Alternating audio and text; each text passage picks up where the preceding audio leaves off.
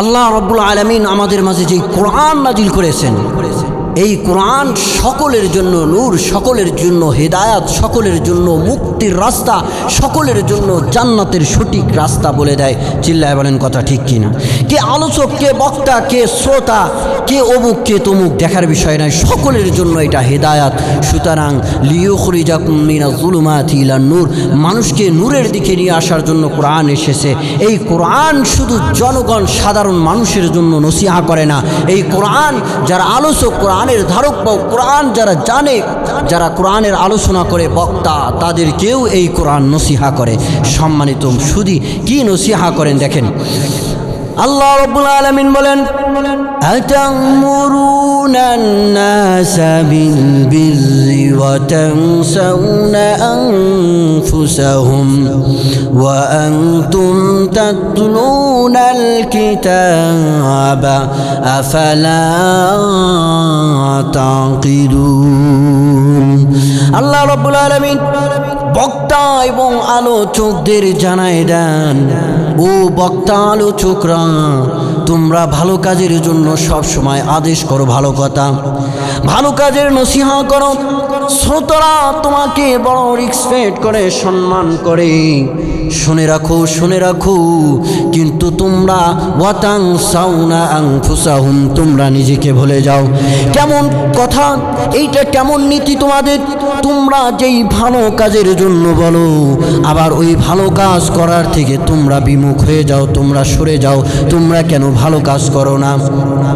ওয়া আনতুম তাতলুনাল কিতাবা, আর তোমরা অথচ তোমরা কোরআন পড়ো, কোরআন জানো, কোরআন কিতাব তোমরা খুলে খুলে বিশ্লেষণ করো। তোমরা জানো যদি সওয়াব না নিয়ে আমার কাছে আসো বান্দা, তাহলে ক্ষতিগ্রস্ত হবে। তোমরা জানো ইহুদিদের বড় বড় যারা পণ্ডিত ছিল, তারা জেনেছিল, আমল করে নাই। আমল ছাড়া আমার কাছে কোনো রেহাই নাই। তা সত্ত্বেও কেন তোমরা তোমাদেরকে ভুলে যাও? তোমরা তোমাদেরকে ভুলে যাও। এটা জ্ঞানী ব্যক্তির পরিচয় নয়, বরঞ্চ জ্ঞানী ব্যক্তির পরিচয় হলো ভালো কাজের জন্য আদেশ করার পাশাপাশি ওই ভালো কাজ করবে। আমার বন্ধুগণ, সিদ্দিক আকবর রাদিয়াল্লাহু তাআলা আনহু মানুষকে লক্ষ্য করে বলেন, ইয়া আইয়ুহান নাস ইন্নাকুম তাকরাউনাল কিতাবা হাদিহিল আয়া। ও মানুষ, তোমরা অবশ্যই একটি আয়াত আছে, যেই আয়াতটা তোমরা অবশ্যই তেলাওয়াত করো।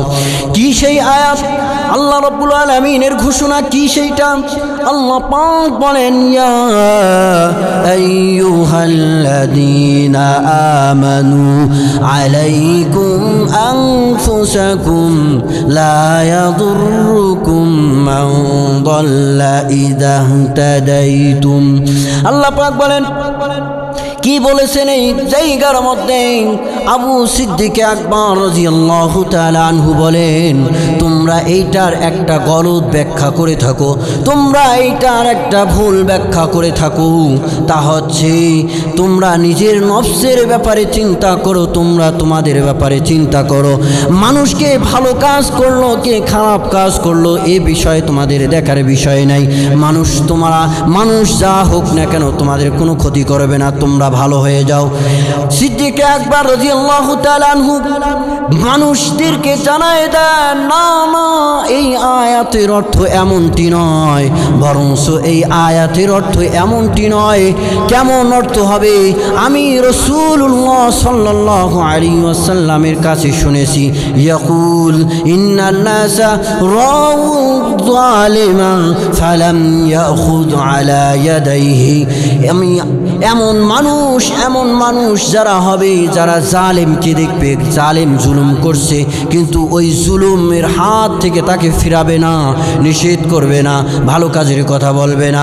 আউশাকা আইয়া উম্মাহুমুল্লাহু বিইকাবিম মিনহু, এর জন্য তাকে একদম কঠিন শাস্তির মধ্যে তাকে লিপ্ত করবে। সুতরাং এই হাদিস থেকে স্পষ্ট, ভালো কাজের জন্য আদেশ করতে হবে, খারাপ কাজ থেকে মানুষকে মানুষকে বারণ করতে হবে। তাহলে সেই ক্ষেত্রে সিদ্দিক আকবর রাদিয়াল্লাহু তাআলা আনহু এই আয়াতের তাফসীর করেন যে তোমরা ভালো কাজ করো, ভালো কাজ করো, তোমরা মানুষকে ভালো কাজের দিকে ডাকো এবং ওই ভালো কাজও তোমরা করো। ভালো কাজ করবা, ভালো কাজের জন্য আদেশ দিবা, দেওয়ার পরে যদি মানুষ ফিরে আসে ভালো, ফিরে না আসলে তোমাদের কোনো ক্ষতি হবে না। মুসলমান ভাইরা আমার, উসামা ইবনে হারিসা রাদিয়াল্লাহু তাআলা আনহু বলেন, রাসূলুল্লাহ সাল্লাল্লাহু আলাইহি ওয়াসাল্লামের কাছ থেকে আমি নিজে শুনেছি, রাসূলুল্লাহ সাল্লাল্লাহু আলাইহি ওয়াসাল্লাম বলেন, ইউতা বির রাজুলি ইয়াউমাল কিয়ামাতি ফায়ুলকা ফিন্নার। মানুষকে জাহান্নামের দিকে নিয়ে আসা হবে, মানুষকে জাহান্নামে নিক্ষেপ করা হবে। ফায়ুনদালিকু আফতাবু বাতনিহি ফায়াদুরু কামা ইয়াদুরুল হিমারু ফির রাহাম। বিশ্বনবী বলেন, এই কিছু মানুষ যারা জাহান্নামে নিক্ষেপ করা হবে তাদের নাড় ভুঁড়িগুলোকে বের করে ঝুলন্ত করে দেওয়া হবে। আর এই নাড় ভুঁড়ি সবগুলোকে নিয়ে গাধা যেমন করে চক্কর দেয়, চাক্কির চতুর্পাশে যেমন গাধা ঘুরতে থাকে, এই মানুষগুলো এমন করে নাড় ভুঁড়ি নিয়ে জাহান্নামের আগুনের মধ্যে ঘুরতে থাকবে। ফায়াজতামিউ ইলাইহি আহলুন নার, জাহান্নামীরা ওই ব্যক্তির কাছে চলে আসবে, চলে এসে ওই মানুষ জাহান্নামীরা তাকে বলতে থাকবে, ইয়া ফুলান মালাকা আলাম তাকুন তা'মুর বিল মারুফ ওয়া তানহা আনিল মুনকার। এ অমুক ব্যক্তি, তোমাকে যে জাহান্নামে এই শাস্তি দেওয়া হচ্ছে কারণ কি? তুমি মনে হয়, তুমি কি এমন করেছো দুনিয়াতে মানুষকে মনে হয় ভালো কাজের জন্য আদেশ দাও নাই, খারাপ কাজ থেকে মনে হয় মানুষকে বারণ করো নাই, এই জন্য তোমার কি এই শাস্তি হচ্ছে নাকি?